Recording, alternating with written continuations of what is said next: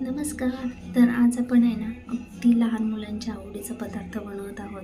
हो, चॉकलेट बनवत आहोत आणि हे आहे ना, आल्मंड चॉकलेट बनवतोय आपण. पण तुम्हाला जर प्लेन चॉकलेट बनवायचे असतील, ते देखील तुम्ही ह्याच पद्धतीने करू शकता. फक्त बदाम जे आहेत ते स्किप करायचे आहेत. इथे ना 1 ग्लास इतकं मी पाणी जे आहे ना, ते एकदम गरम उकळून घेतलेलं आहे आणि त्या पातेल्याच्या मापाचा ना, एक मोठा बाऊल आपण त्याच्यावरती ठेवून देणार आहोत.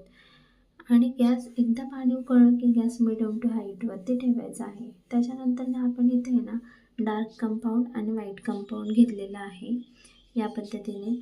तर इथे आहे ना मी व्हाईट कंपाऊंड आहे ना अर्धच घेतलेलं आहे आणि 2 क्यूब्स आहेत ना ते डार्क कंपाऊंड घेतलेलं आहे. म्हणजे जेणेकरून आहे ना आपले चॉकलेटचे ना अगदी बाहेर जसं मार्केटमध्ये भेटतं तसंच होणार आहे. तर हे चॉकलेट आहे ना मी फ्रीजमध्ये ठेवून दिलं होतं. जवळजवळ 6-7 महिने झाले, अजिबात खराब होत नाही. जेव्हा करायचे तुम्हाला तेव्हा तुम्ही बाहेर काढून ठेवायचं आहे 1 तासभर. त्याच्यानंतर तुम्ही त्याचा वापर करू शकता. आणि हे अगदी फ्रीझरमध्ये ठेवायची देखील गरज नाही आहे. फ्रीजमध्ये साधं आपण खाली ठेवू शकतो. त्याच पद्धतीने डार्क कंपाऊंड जे आहे ते कंपाऊंड देखील आपण ह्या पद्धतीने ना बारीक असं चिरून घेणार आहोत. जेणेकरून चॉकलेट जे आहे ते पटकन मेल्ट होईल. अशा पद्धतीने इथे मी आहे ना डार्क कंपाऊंड आणि व्हाईट कंपाऊंडचे जे आहे ते बारीक असं चिरून घेतलेलं आहे.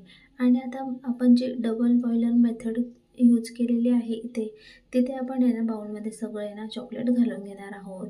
जर तुम्हाला इथे डबल बॉयलर वापरायचं नसेल तर तुम्ही इथे आहे ना ओव्हनचा देखील वापर करू शकता. या पद्धतीने आपण आहे ना आता एकसारखं आहे ना सगळं मिक्स करून घ्यायचं आहे आणि आपलं चॉकलेट जे आहे आता मेल्ट व्हायला सुरुवात होणार आहे. अगदी हार्डली 5 ते 7 मिनिटामध्ये चॉकलेट जे आहे छान असं मेल्ट होईल. पण आपण जेव्हा चॉकलेट्स टाकतो ना, तेव्हा आहे ना कंटिन्यूअस आपण हलवून घ्यायचं आहे. नाहीतर काय होतं, चॉकलेट आहे ना खाली बाउलला चिटकून बसतं आणि मग ते कडक होतं. या पद्धतीने आहे ना 2 ते 3 मिनिटं आपण चॉकलेट जे आहे ना असंच ह्या पद्धतीने आहे ना हलवून घेणार आहोत, एकत्र करून घेणार आहोत. पाहू शकता 3 मिनिटातच आपलं चॉकलेट जे आहे ते हलकंसं मेल्ट झालेलं आहे. त्याच्यामध्ये आहे ना हलके-हलके आहे ना चॉकलेटचे क्यूब्स राहिलेले आहेत, पण ते देखील 1-2 मिनिटामध्ये मेल्ट होऊन जातील. या पद्धतीने एकसारखं डायरेक्शनमध्ये हलवून घ्यायचं आहे आणि अगदी 5 ते 7 मिनिटामध्ये हे चॉकलेट जे आहे ना, ते मेल्ट होऊन जाईल.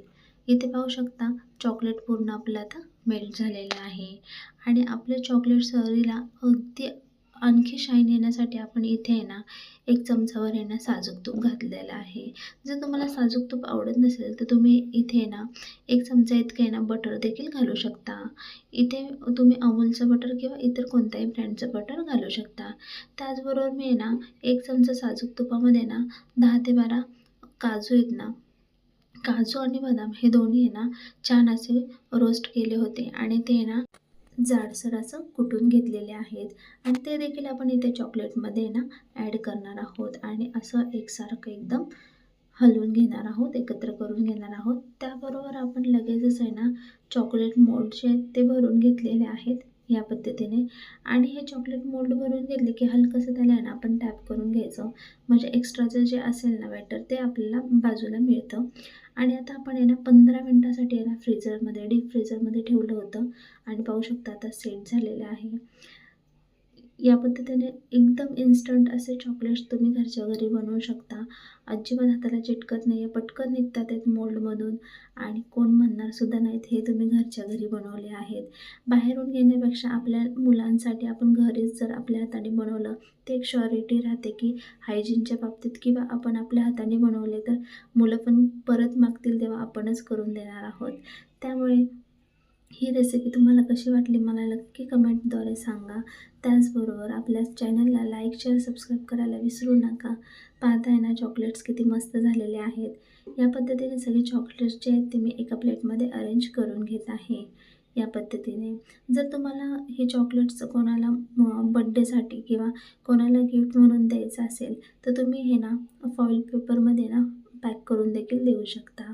अतिशय टेस्टी असे हे डार्क कंपाऊंड चॉकलेट झालेले आहेत. जर तुम्हाला आहे ना खूप जास्त गोड नको पाहिजे असेल तर तुम्ही डार्क कंपाऊंड आणि व्हाईट कंपाऊंड सेम प्रमाणात वापरायचं आहे.